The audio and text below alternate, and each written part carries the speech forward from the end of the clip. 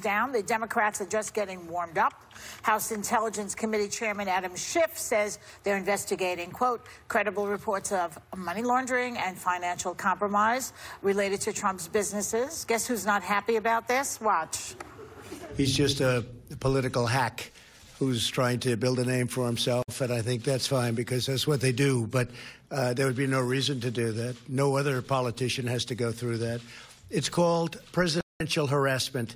And it's unfortunate, and it really does hurt our country. What is the world coming to? And Hillary's saying, call me.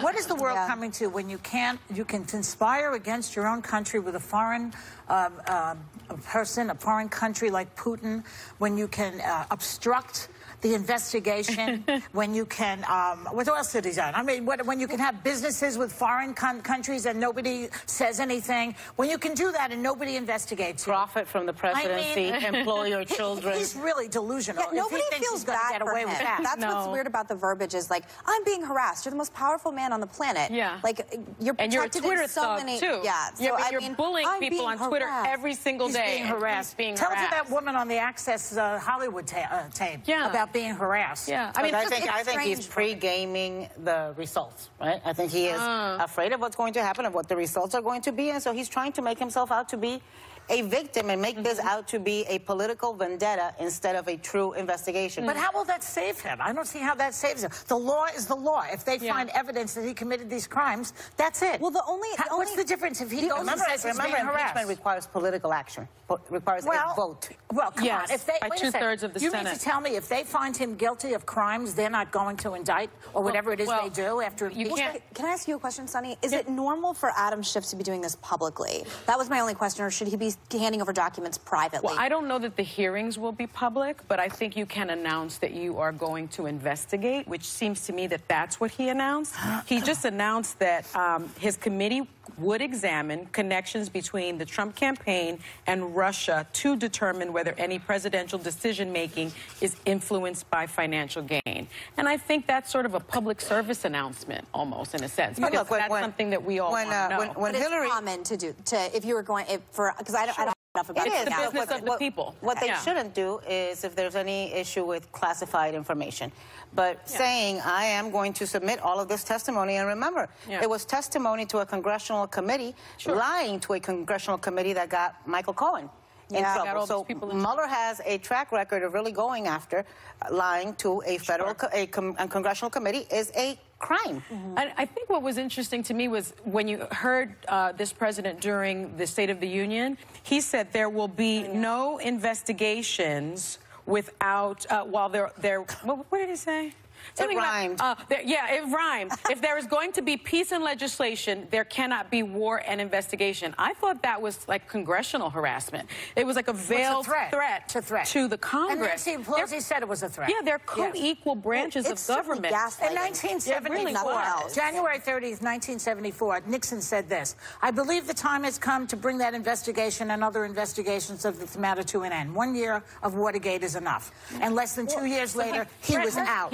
The problem too is that even if you, I have to consult you on this stuff in the morning because I'm not a lawyer, I don't know, but I do know follow the money is something that helped Sergei Magnitsky, helped my friend Bill Browder find out that Russia was using the West to money launder and to basically use Western property and as a slush fund. So for me, the question mark always is, why are you so cozy with Putin? Why is it easier for you to attack? Why is it a secret? Why is it easier for you to attack Canada than it is Russia? And again, I think there's a time where collusion sounds like an alarm going off, but there are legitimate questions that even I think conservatives and Republicans should have about this very bizarre, cozy relationship. Well, what will it take? You're in that camp. What will it take for Lindsey Graham to say he colluded with Russia?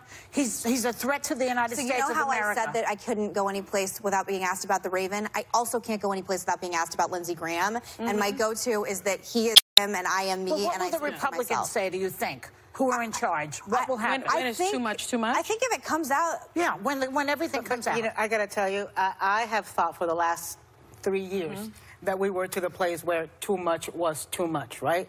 Listen, would you have ever in your life imagined that Republicans would stick by a president who cheated on his wife who had just given birth with a Playboy bunny and then cheated on the Playboy bunny with a stripper? And you've got... Yeah. Well, right. And you know, and Christian Republicans... Yeah. Are saying he's the best.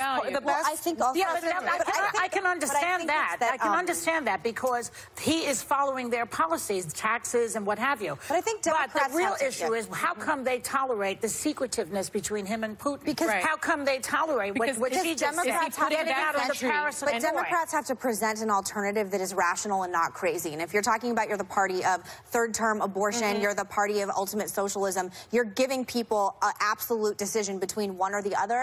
And a lot of conservatives think, all right, the economy's okay, and they're going to let other things slide by. It wasn't true when Clinton was under the gun. I'll tell you what Clinton wasn't. Clinton didn't go after his own people.